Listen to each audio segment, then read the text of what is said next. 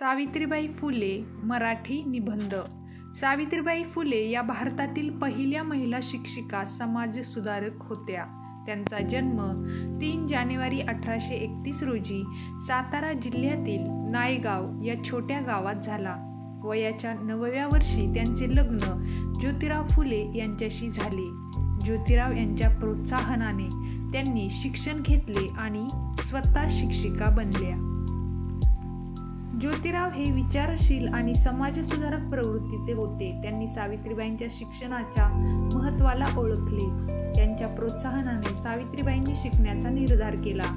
ज्योतिराव यांनी सावित्रीबाईंना शिक्षण देण्यासाठी घरीच शिक्षक ठेवले. त्यानंतर सावित्रीबाईंनी पुण्यात फातिमा शेख यांच्या मदतीने शिक्षण घेतले आणि स्वतः शिक्षिका बनल्या.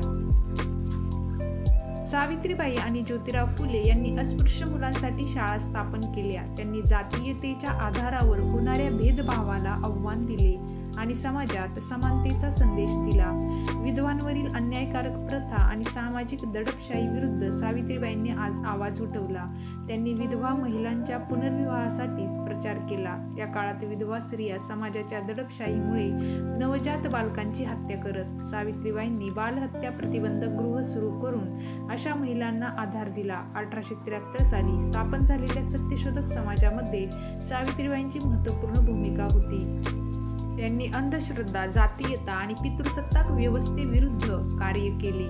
सावित्रीबाईंच्या काव्यसंग्रहापैकी काव्य फुले हा संग्रह विशेष महत्त्वाचा आहे.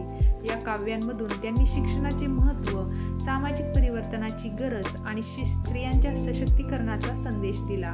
त्यांच्या कवितांमध्ये प्रखर आशावाद आणि प्रेरणा आहे, ज्यामुळे वाचकांना समाजाच्या सुधारणेसाठी कार्य करण्याची प्रेरणा मिळते. त्यांचे लेखन सामाजिक अंधश्रद्धा, जातीभेद आणि स्त्रियांवरील अन्याय या विरोधात होते. प्लेगच्या साथीच्या वेळी त्यांनी स्वतः सेवा केली आणि रुग्णांसाठी झटल्या. सावित्रीबाई फुले यांनी समाज सुधारणेसाठी दिलेले योगदान अजरामर आहे. त्यांचे कार्य प्रेरणादायी असून आधुनिक काळातही त्यांच्या विचारांची आणि कार्याची दिशा आवश्यक आहे. 10 मार्च 1897 रोजी प्लेगच्या रुग्णांची सेवा करताना त्यांचा मृत्यू झाला.